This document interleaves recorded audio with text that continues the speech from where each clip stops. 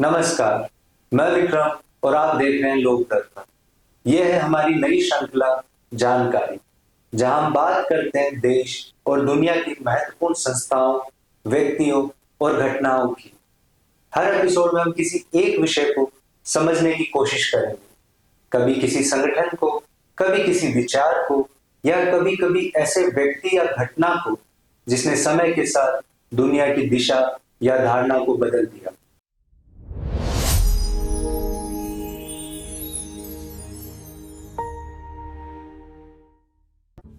इतिहास में कुछ पल ऐसे आते हैं जब कोई युद्ध तलवारों से नहीं, विचारों से जीता जाता। 1925 का भारत भी एक ऐसा ही दौर था। बाहर से अंग्रेजी हुकूमत की जकड़न और भीतर समाज की बिखरी हुई रेखाएं, जाति, भाषा, धर्म, प्रांत, हर मोर्चे पर भारत खुद से ही बटा हुआ था। राजनीतिक आंदोलन चल रहे थे, पर सामाजिक एकता दूर थी।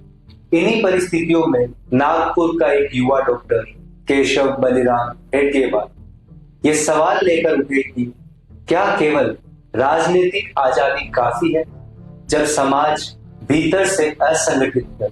उन्होंने महसूस किया कि जब तक व्यक्ति और समाज दोनों का चरित्र मजबूत नहीं होगा, तब तक राष्ट्र स्वतंत्र होकर भी अस्थिर रहे।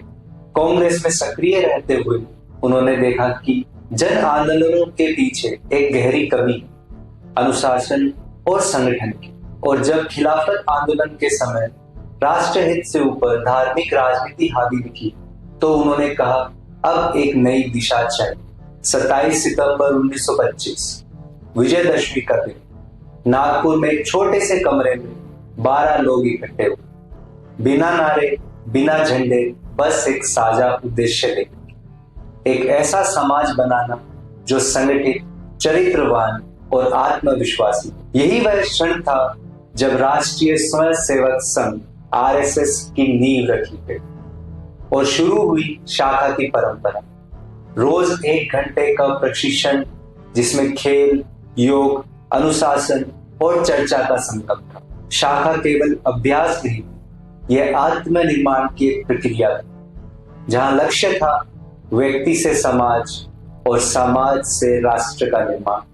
धीरे धीरे यह विचार नागपुर से निकलकर महाराष्ट्र के शहरों में फैला। नासिक, पुणे, अमरावती, विदर्भ, फिर उत्तर भारत में पहुंचा और पूर्व से दक्षिण तक इसकी शाखाएं बसने लगी। इस यात्रा में महामना मालवीय जैसे नेताओं का सहयोग मिला और आगे चलकर माधव सदाशिव गुरुजी संघ की दिशा और दृष्टि दोनों के वाहक बने।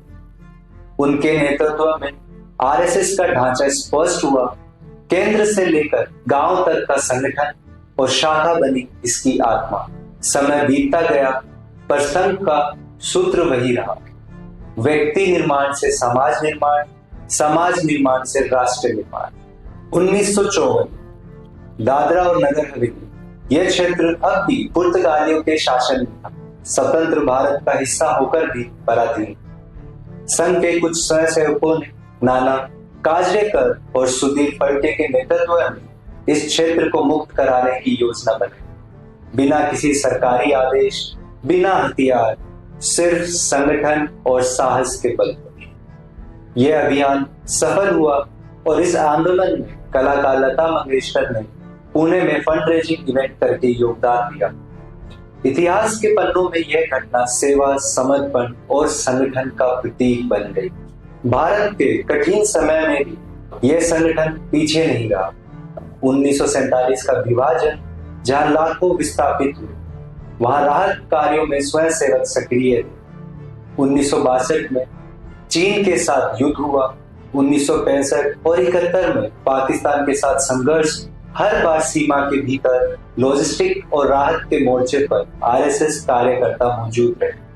1971 में उड़िया चक्रवात, भोपाल गैस त्रासदी, गुजरात भूकंप, सुनामी, हर बार ये संगठन वहां था जहां सबसे ज्यादा जरूरत थी। पर यह सब प्रचार के लिए नहीं था, यह था उस मूल भावना का परिणाम जिसमें सेवा को साधना माना गया। 1963 गणतंत्र दिवस, चीन के युद्ध के बाद पहली बार प्रधानमंत्री ने आरएसएस स्वयंसेवकों को परेड में आमंत्रित किया। कई लोगों के लिए आश्चर्य था क्योंकि यह एक सामाजिक संगठन था, राजनीतिक नहीं। उसी समय से एक और प्रवृत्ति शुरू हुई, आलोचना और आरोपों।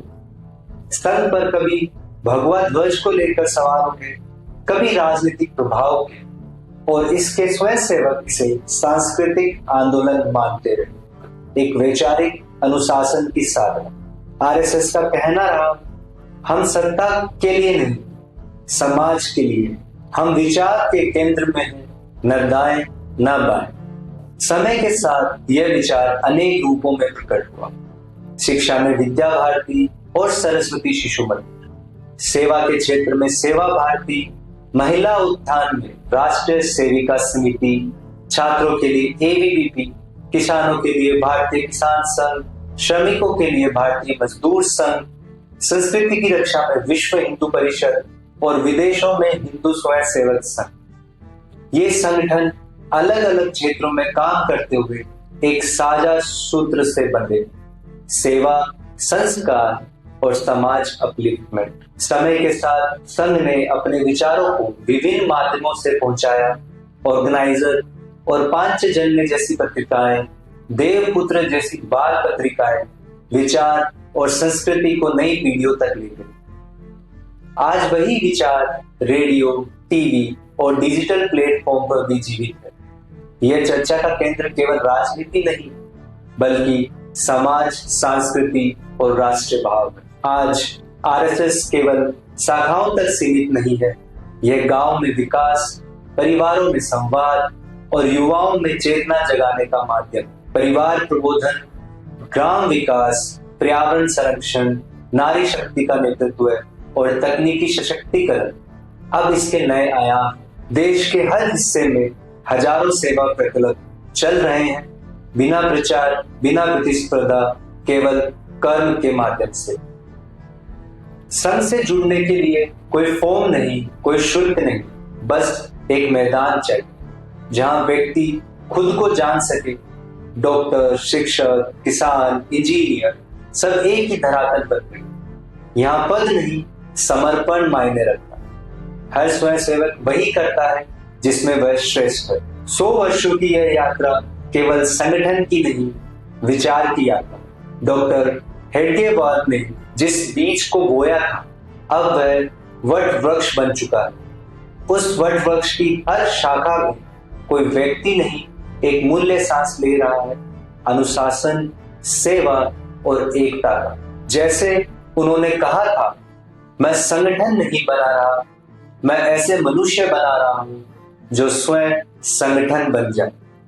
और आज जब भारत बदल रहा है, तब भी उस विचार की जड़ें मौन में अपनी शक्ति बनाए हुए हैं। राष्ट्रीय स्वयंसेवक संघ सिर्फ एक संगठन नहीं, एक सतत प्रवाह है जो हर पीढ़ी को याद दिलाता है कि राष्ट्र केवल सीमाओं से नहीं, मूल्यों से बनता है।